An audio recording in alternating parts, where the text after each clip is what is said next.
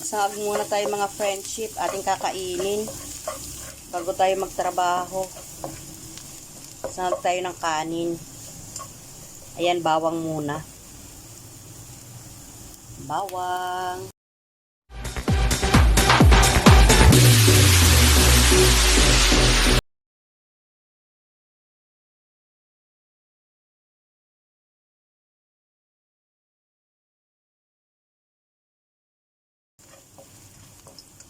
Ayan.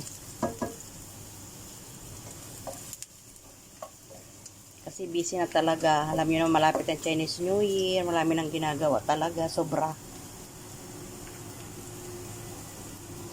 Lagyan natin yung kanin. Bahaw yan, bahaw.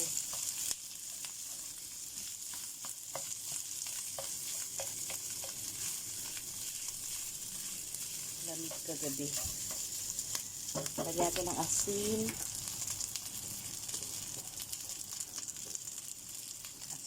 Asin. Kung na masyado baka umalat. Pampalasa.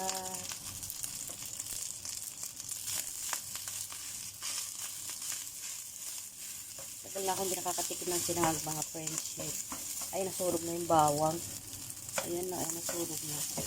Kita nyo. Hindi ko nalagyan ng maraming mantika. Ayoko ng mamantika.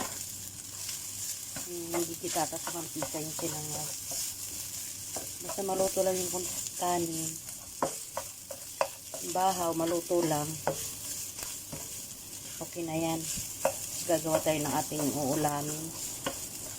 Ang trabaho nandyan lang, pabalik-balik lang naman, di ba ang trabaho? Pabalik-balik lang. Nakakaumay na nga minsan eh.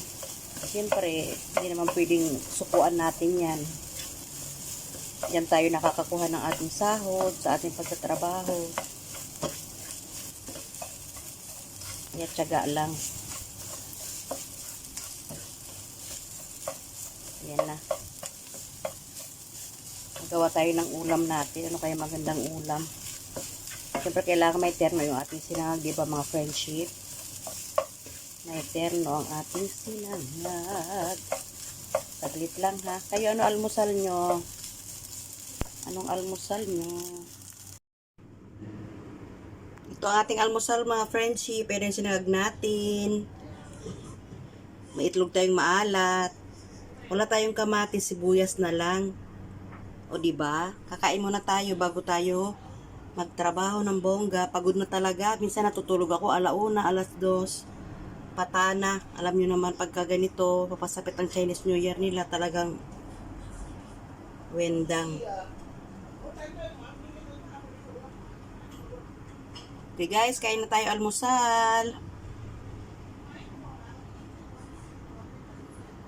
Kamayan na to. Thank you for watching guys. Bye!